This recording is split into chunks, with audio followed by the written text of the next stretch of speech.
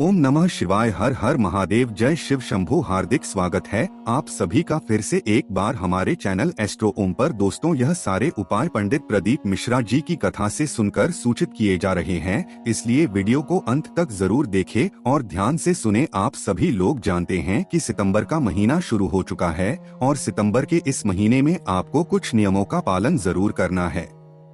सितंबर महीने के शुरू होने के साथ साथ में दोस्तों भादों का महीना भी चल पड़ा है ना, मतलब शुरू हो गया है।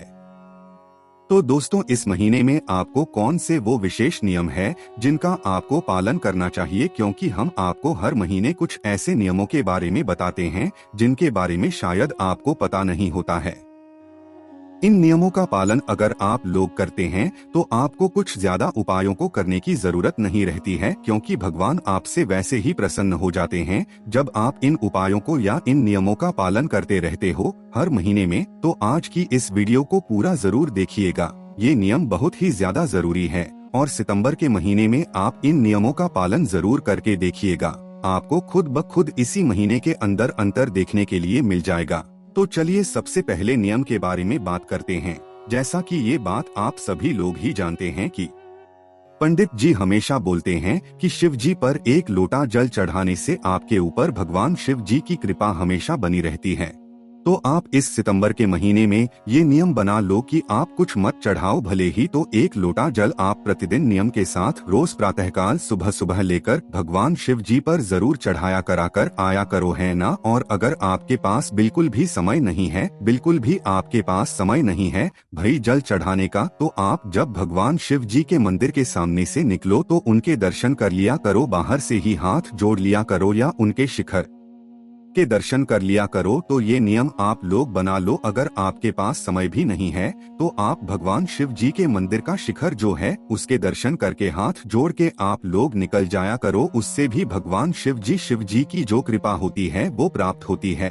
उसके बाद में दोस्तों जो दूसरा नियम है वो आप ये सुन लो कि जब आप भगवान शिव जी पर कोई भी चीज समर्पित करते हो, बेलपत्रिका, तो आपको पता ही है कि बेलपत्री कैसे समर्पित की जाती है।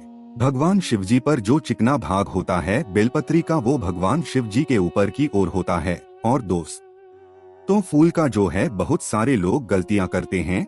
फूल को समर्पित करते समय फूल का हमेशा ये बात ध्यान रखा करो कि फूल को जब आप भगवान शिव जी पर समर्पित करो ना, तो फूल का मुख हमेशा भगवान शिव जी की तरफ ही करके रखा करो। खिला हुआ जो भाग है वो भगवान शिव दिखाया करो। जैसे कि आप जलाधारी पर कोई फूल समर्पित करते हो तो उसका खिला हुआ भाग भगवान शिव जी की तरफ होना चाहिए।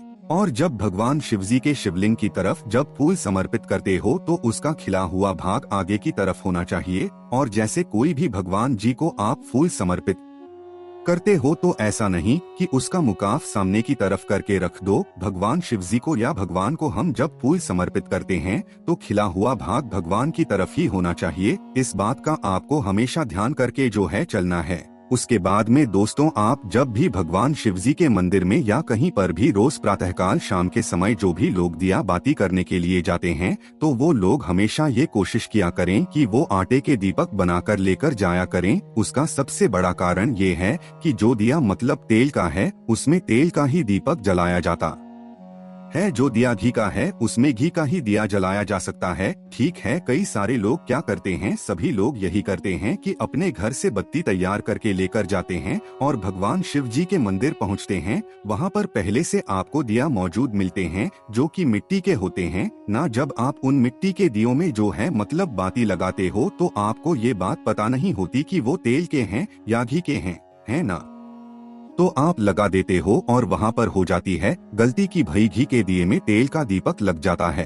पहले किसने दीपक लगाया ये तो हम पता नहीं लगा सकते ना, बहुत बार लगाया हो किसी ने। तो सबसे अच्छा यही रहता है कि भैया रोज आप थोड़ा सा आटा गूंदो, कुछ मत डालो उसमें, उसके भले ही एक दीपक आप क्यों ना बनाओ, एक दो दीपक बनाकर उन दीपकों को लेकर जाओगे तो वो ज्यादा बेहतर रहता है। तो हो सके तो इस नियम का भी आप पालन करके जरूर देखना, निश्चित ही भगवान शिव जी आपसे बहुत जल्दी प्रसन्न होंगे। उसके बाद में दोस्तों, आप लोगों ने देखा होगा कि जब हम शिव जी का अभिषेक करते हैं तो पंचामृत से अभिषेक करते हैं। पर अगर आप लोग चाहें आपको कोई अलग से एक मनोकामना पूर्ण करवानी हो या अपनी एक अलग से कोई आपकी दिक्कत समस्या हो तो उस स्थान पर आप इन पंचामृत की 5 सामग्रियों को अलग अलग करके भी समर्पित कर सकते हैं। और अलग अलग करके समर्पित करने से क्या आपको फल मिलेगा वो हम आपको बताते हैं। सबसे पहली बात, आप सभी लोग जानते हैं पंचामृत में 5 सामग्री होती है, दूध, दही, घी, शक्कर और शहद है ना। अब इन अलग अलग सामग्री को अलग अलग भगवान शिव जी को समर्पित करने का क्या फायदा मिलेगा वो आप लोग सुनो। देखो, अगर आप लोग भगवान शिव जी पर अकेला समर्पित करती हो ना, माताएं बहनें दूध अकेला समर्पित करती है, तो इससे आपको जो है संतान की मतलब प्राप्ति होती है। संतान प्राप्ति के लिए, संतान की वृद्धि के लिए आप लोग क्या कर सकते हो, शिव जी पर दूध समर्पित कर सकते हो, है ना। उसके बाद में दही की बात करें तो अगर आपके घर में प्रेम नहीं है, बिल्कुल भी कोई एक दूसरे से सही से बात नहीं करता है, तो उस स्थान पर आप शिवजी पर दही चढ़ाना चालू कर दो। निश्चित ही धीरे धीरे करके प्रेम बढ़ना चालू हो जाएगा। उसके बाद में दोस्तों, अगर आपके घर में रोग और बीमारी किसी न किसी व्यक्ति को हमेशा गिरे हुए ही रहती है, तो उस स्थान पर भी आप एक बहुत अच्छी चीज वो है शुद्ध देसी गाय का घी। शुद्ध देसी गाय का घी प्रतिदिन शिवजी को समर्पित करके आओ। इससे आपके घर में जो रोग बीमारी है वो समाप्त हो जाएगी। उसके बाद में आता है शहद। अगर आप लोग के घर में धन संपदा की बहुत ज्यादा कमी है, आपको लगता है कि भाई पैसों की हमेशा कमी बनी रहती है, तो आप शिवजी पर जो है शहद चढ़ाना चालू कर दो। उसके बाद में अगर आप लोगों के घर में बच्चे कुछ ऐसे हैं जो कि बहुत ज्यादा जिद्दी है, बात नहीं मानते हैं, बहुत आप परेशान हैं, तो शिवजी पर जो शक्कर होती है ना, पिसी हुई वाली, वो आप चढ़ाना चालू कर दो। वैसे भी चढ़ा सकते हो, कोई दिक्कत नहीं है।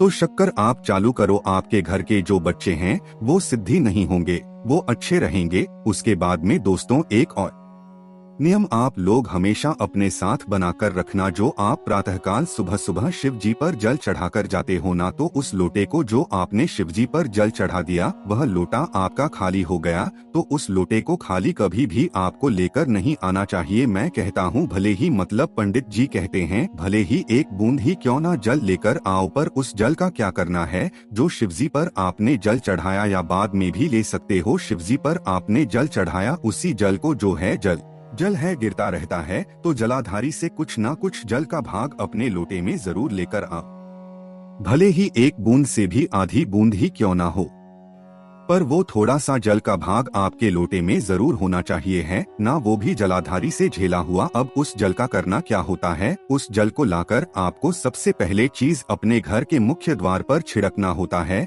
जैसे ही आप अपने घर के मंदिर से आते हो, मतलब मंदिर से घर आते हो, तो बाहर आते समय आप वहीं के वहीं छिड़क सकते हो, और उसी जल को फिर आप अपने घर के अंदर आकर आचमन भी करा सकते हो। सभी अपने घर के को भी उस जल को पिला सकते हो। भगवान शिव जी का आशीर्वाद आपके घर पर भी होता है, उस स्थान पर, और आपके ऊपर भी होता है। आपके ऊपर कभी कोई रोग और समस्या या दुख और समस्या नहीं आती है। उसके बाद में दोस्तों बात करते हैं अगले नियम के बारे में, जो अपने घर में झाड़ू लगाते हो। देखो, पहली बात आप लोग ये समझ लो कि जो भी माताएं बहनें हैं ना, उनको हमेशा ये कोशिश करनी चाहिए कि उनके घर में जो भी इस मुख्य सदस्य हैं, क्योंकि बच्चों का तो हम नहीं कह सकते, क्योंकि बच्चे तो सुबह सुबह स्कूल के लिए निकल जाते हैं, तो उनके घर में जो भी मुख्य सदस्य हैं, उस मुख्य सदस्य के घर से आप अपने घर का झाड़ू पोछा जो भी आपको करना है वो कर लो। अगर आपके घर का मुख्य सदस्य ये निकल गया, उसके बाद आप लोग झाड़ू पोछा कर रहे हो, तो ये बिल्कुल गलत है, ये बिल्कुल गलत नियम है। तो आप लोग इस बात का विशेष रूप से ध्यान रखो। और क्योंकि बच्चे हैं, बच्चे तो सुबह स्कूल चले जाते हैं, तो सुबह 6-7 बजे झाड़ू पोछा करना उतना मतलब संभव नहीं हो पाता है, तो बच्चों के लिए उतना मतलब नहीं माना जाएगा। पर जो आपके घर का मुख्य सदस्य है, मतलब जो भी आपके घर से मतलब काम के लिए जाते हैं, ड्यूटी पे जाते हैं, तो उनके घर के निकलने से पहले आपके घर का झाड़ू पोछा हो जाना चाहिए। और हम आपको बता दें कि झाड़ू पोछा स्नान करके ही किया जाता है। आप लोगों को शायद ये बात ना पता हो, तो स्नान करके ही झाड़ू पोछा किया जाता है। तो क्या नियम बनाना है कि आपके घर का जो मुख्य सदस्य है, उसके घर से निकलने से पहले, जैसे कि वो 10 बजे या 9 बजे निकलते हैं, तो आप लोगों का 8 बजे सारा काम हो जाना चाहिए। और अगली जो बात है वो दोस्तों ये है कि आप लोगों को जो आपका रसोई घर होता है, उस रसोई घर में मतलब ऐसे ही नहीं घुसना चाहिए। आपको बिना नहाए तो रसोई घर में प्रवेश ही नहीं करना चाहिए और मतलब बासी मुंह तो घुसना ही नहीं चाहिए। तो आपका सबसे पहला और सबसे बड़ा नियम ये होना चाहिए कि आप उठते से ही स्नान कर लो, और नियम भी यही कहता है। आप बहुत सारे लोग कहेंगे कि भाई माताएं बहनों को काम करना रहता है तो एकदम से सुबह से कैसे स्नान कर लें। तो देखो, नियम ये कहता है कि आप पहले सुबह उठ जाओ। पहला काम है आपका स्नान करना है। स्नान करने के बाद फिर आप झाड़ू पोछा करो, जो करना है वो करो। आप गंदे होकर फिर आप, क्योंकि आप नहाने के बाद सुबह के बाद फिर रसोई घर में प्रवेश, क्योंकि ये नियम कहता है। उसके बाद आप वापस से गंदे हो गए तो आप दोबारा से नहा सकते हो, कोई दिक्कत नहीं है। पर एक नियम जो आपने सुबह का नहाने का बना लिया, ये आपको अखंड सौभाग्यवती बनाता है। इसीलिए आप कह रहे हैं कि एक नियम बना लो सुबह सुबह नहाने का। उसके बाद क्योंकि आप रसोई घर में प्रवेश कर सकते हो, रसोई घर में बिना नहाए वैसे भी प्रवेश नहीं किया जाता है, और गंदे हो गए आप, वापस से धूल में हो गए तो वापस से जल्दी से नहा लो। क्योंकि एक बार तो आपने मुख्य स्नान जो है सुबह कर ही लिया है, तो इस बात का भी आप लोगों को विशेष रूप से ध्यान रखना है। उसके बाद में दोस्तों, जो घर में आप झाड़ू रखते हो ना, उसका भी हम आपको बताते हैं कि आप लोगों को झाड़ू कभी भी मतलब ऐसे कहीं पर भी नहीं पटक देना चाहिए। भले ही वो आपके घर का बाहर का झाड़ू हो चाहे घर के अंदर का झाड़ू हो, उस झाड़ू को रखने का भी एक नियम होता है। वो झाड़ू का नियम हम आपको बताते हैं।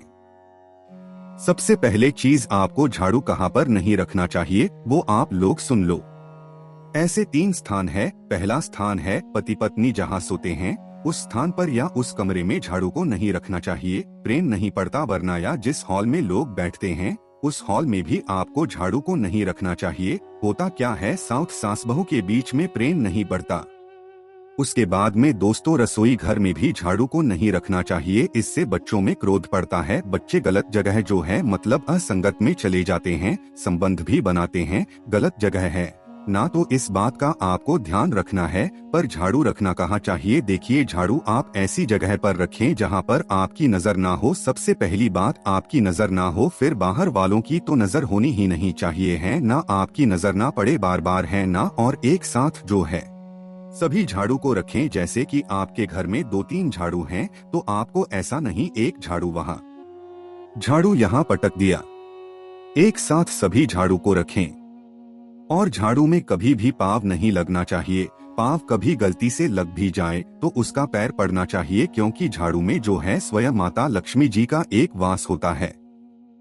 तो आपके घर में जो है झाड़ू को जो है पाँव नहीं लगना चाहिए, ठोकर नहीं लगना चाहिए। ऐसी जगह पर भी आपको नहीं लगना चाहिए कि भाई बार बार ठोकर लग रही है ना। उसके बाद में दोस्तों, रात्रि में आपको कभी भी झाड़ू नहीं लगाना चाहिए, उठाना भी नहीं चाहिए, और रात्रि में झाड़ू भी लगाना शुभ नहीं माना जाता। भाई कुछ गंदा हो गया आपके घर में तो आप पोंछ दो, पर झाड़ू मत लगाओ। रात में जो है झाड़ू नहीं लगाया जाता है, इस बात का आपको ध्यान रखना है। उसके बाद में दोस्तों, आखिरी नियम माताओं और बहनों के लिए बहुत ज्यादा जरूरी है, और ये जितने नियम हमने आपको बताए हैं ये माताओं बहनों के लिए ज्यादा रूप से काम करेंगे। उसके बाद में दोस्तों, आपको करना क्या है, जो माताएं बहनें हैं, शाम के 4 बजे से लेकर शाम के 7 बजे का ये समय आप लोग नोट करके रख लो। इस समय के बीच में आपको क्या नहीं करना है। ये समय वो होता है जिस समय भगवान शिव जी ब्रह्मांड पर निकलते हैं माता पार्वती जी के साथ नंदी बाबा के ऊपर बैठकर। तो आपको इस समय के बीच में शाम के प्रतिदिन शाम के 4 बजे से लेकर 7 बजे के बीच में क्या क्या नहीं है, झाड़ू नहीं लगाना है, चूड़ी बिछिया नहीं पहनना है, सिंदूर नहीं लगाना है, बाल की कंघी नहीं करना है, चौखट पर नहीं बैठना है, रोना नहीं है, और भगवान के नाम का जाप करना है। या जो आप साधारण रूप से काम करते हो वो कर सकते हो, पर ये समय को ध्यान में रखना है। इस समय अपने घर के सभी खिड़की दरवाजे खुले रखा करो। भले ही 4 बजे से मत रखो, 5-6 बजे के बाद रख लो, पर 7 बजे तक तो आपको रखना ही रखना है। तो ये कुछ विशेष नियम थे जो कि मतलब आपको हर बार पालन करने चाहिए। बस हम आपको हर बार याद दिलाते रहते हैं कि आपको इन नियमों का पालन भी करना जरूरी है, और बहुत सारे भी आते हैं तो आपको वैसे भी नियमों का पालन करना ही चाहिए। अगर आपको इन नियमों को समझने में कोई भी दिक्कत परेशानी आती है तो आप हमसे कमेंट करके पूछ सकते हैं। ओम नमः शिवाय। हर हर महादेव। जय शिव शंभू।